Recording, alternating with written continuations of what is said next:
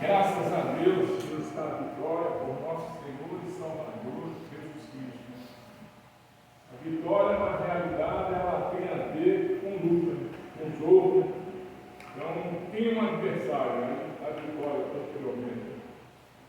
Estamos num mundo anti-Deus, um mundo absolutamente radical em relação às coisas de Deus. E hoje, essa situação de oposição a Deus, ela se radicalizou muito mais ainda. Antigamente, o adversário era coisa de outro mundo, obviamente, mundo espiritual, né? Mas não se falava dele como se fala hoje. Hoje, abertamente, há pessoas que acham que o inimigo pode favorecê-las, né? Nós entendemos que não, né? E a Bíblia também é radical que fala com relação a isso. Então, quando as pessoas estão fora do projeto de Deus, do plano de Deus para as suas vidas, elas têm seus problemas, suas dificuldades, mas não é como quando ela sai do inimigo, dos planos do inimigo e vai para o plano de Deus. Ela sai das trevas para a maravilhosa luz de Deus. Parece que a guerra é mais terrena. Eu me lembro quando eu era adolescente, lá em São Paulo, em Carapicuíba. Hoje tem Aguado lá, mas esse lugar que era Aguado, São Paulo estava em desenvolvimento, era um matagal medonho. Hoje é Aguado, em Carapicuíba. Me lembro de uma situação, uns adolescentes andando no meio do mato lá, vindo um senhor morto, enforcado, com dois garotinhos. Ele se matou os dois garotinhos e se enforcou. E estava pendurado na árvore, os bichos andando no corpo dele, coberto com umas folhas. Aí depois alguém disse que aquele senhor se enforcou porque estava desempregado, não achava emprego. Naquele tempo a situação social do Brasil não tinha muito claro, hoje está melhor. Hoje, quando a pessoa tem alguma dificuldade, vai atrás dos órgãos do governo, a situação fica melhor. Mas naquele tempo era radical, não tinha muito difícil. Mas algumas pessoas que conheciam aquele senhor disseram que ele se matou porque não tinha espaço. A porta fechada, não tinha emprego, passando dificuldade. Então, eu entendo que o adversário induziu ele, mostrando para ele uma porta, que na realidade não ia resolver o seu problema. Eu acho que até, não tem convicção. O problema piorou quando ele atravessou a barreira que nos separa da vida, porque ele se matou, matou seus filhos e se matou.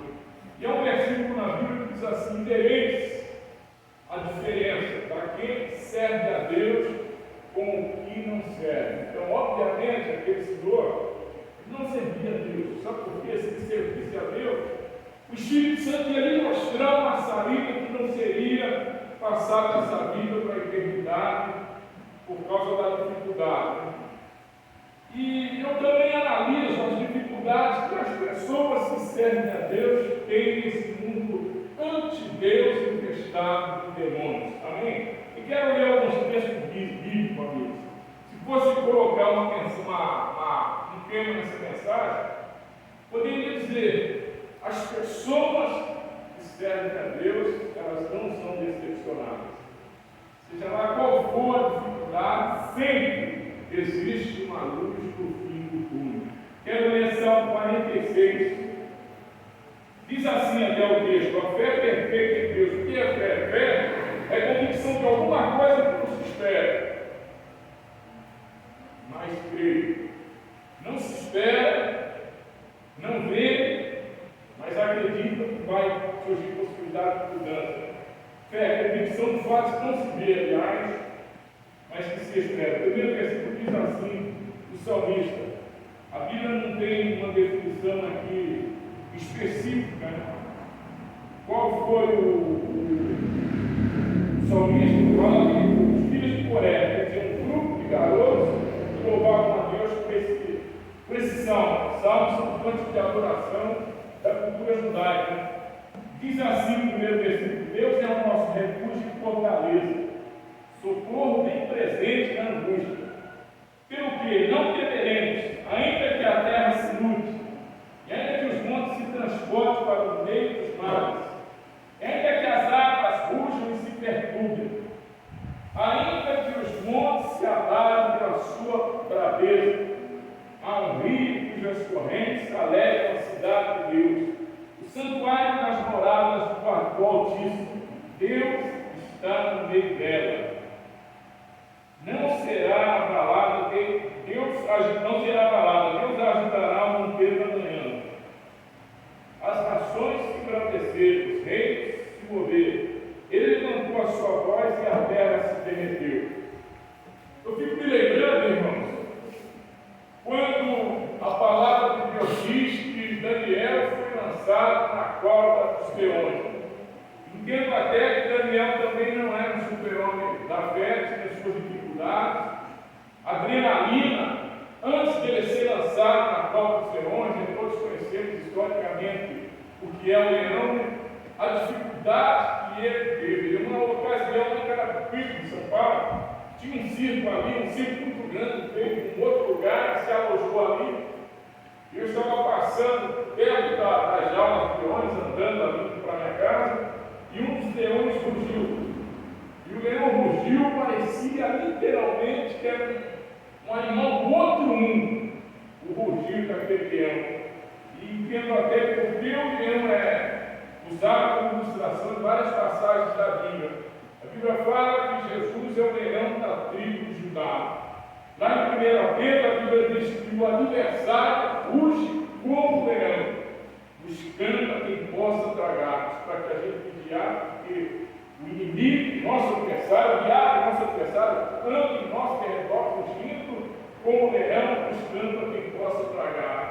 Hoje nós temos dificuldade, mas eu entendo que as dificuldades que Daniel teve por causa do que servia a Deus, Sadraque, Mesaque, Abednego também, quando foram presos para a Babilônia, quando foram lançados na fornalha do fogo, a dificuldade psicológica, a adrenalina, o medo e o tormento que eles tiveram antes de serem lançados dentro da fornalha. Daniel na jaula, dificuldade tremenda, né?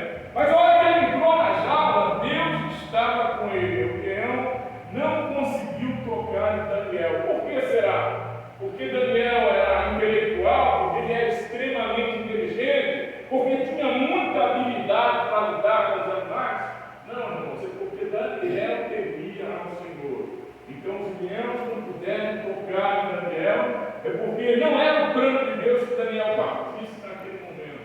Então ele entrou na jaula e os leões ficaram da mesma maneira que estavam, ou seja, não puderam fazer nada, porque aquela situação de Daniel estava debaixo do controle de Deus.